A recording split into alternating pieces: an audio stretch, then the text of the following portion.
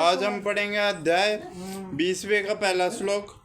मानव जीवन के चारों ही आश्रमों के सदस्य ब्रह्मचार्य, गृहस्थ, वानप्रस्थ तथा सन्यासी पूर्ण योगी बनने के निमित्त है। मानव जीवन मनुष्य पशुओं की भांति व्यक्तिगत है कि मनुष्य आध्यात्मिक जीवन में पूर्णता प्राप्त कर सके। ब्रह्मचारी या शिष्यगण प्रामाणिक गुण की देखरेख के इंद्रिय तृप्ति से दूर रहकर मन को वश में करते हैं। वे कृष्ण अमृत से संबंधित शब्दों को ही सुनते हैं।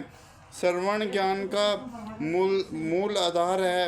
अतः शुद्ध ब्रह्मचारी सदैव अर्थात भगवान के यश के कीर्तन तथा श्रवण में ही लगा रहता है। यह सांसारिक शब्द ध्वनि से दूर रहता है और उसकी श्रेणी हरे कृष्ण को आध्यात्मिक ध्वनि को सुनने में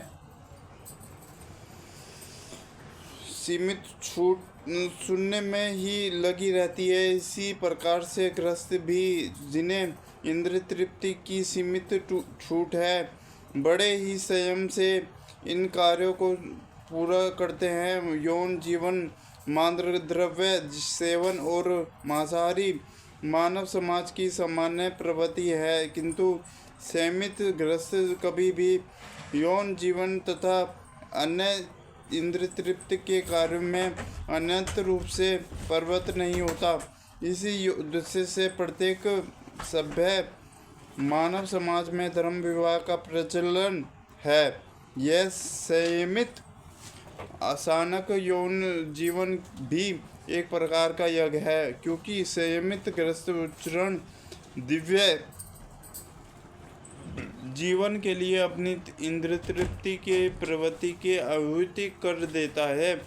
दूसरे जो मन तथा इंद्रियों को वश में करके आत्म साक्षात्कार करना चाहते हैं, संपूर्ण इंद्रियों तथा प्राणवायु के कार्यों को संयमित मन रूपी अग्नि में आहुति कर देते हैं। यहाँ तक पतंजलि का सूत्र बुद्ध योग पद्धति का निर्देश पतंजलि कर्त योग सूत्र में आत्मा को प्राणगता तथा परमात्मा कहा गया है।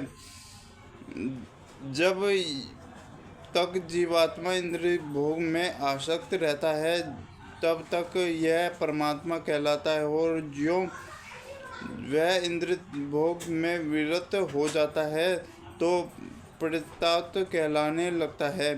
जीवात्मा के शरीर में 10 प्रकार के वायु कार्यशील रहते हैं और इसे शारीरिक प्राणायाम द्वारा जाना जाता है। पतंजलि की योग पीठ पद्धति बताती है कि किस तरह शरीर के वायु के कार्यों को तकनीकी उपाय से नियंत्रित किया जाए, जिससे वायु के सभी अतिरिक्त कार्य आत्मा को भौतिक आसक्ति से शुद्ध में करने में सहायक बन जाए। इस योग पद्धति के अनुसार प्रज्ञात्मा जो ही धर्म उद्देश्य है, यह परमात्मा पदार्थ की क्रियाओं से प्राप्त की जाती है। इंद्र विषयों से प्रक्रिया करती है, यथा कान सुनने के लिए, आँख देखने के लिए, नाक सुनने के लिए, जीभ स्वाद के लिए तथा हाथ स्पर्श के लिए, और वह यह सब इंद्रिय मिलाकर आत्मा से बाहर के कार्य में लगी रहती है। यह भी कार्य प्राणवायु के व्यापार के क्रियाएं हैं।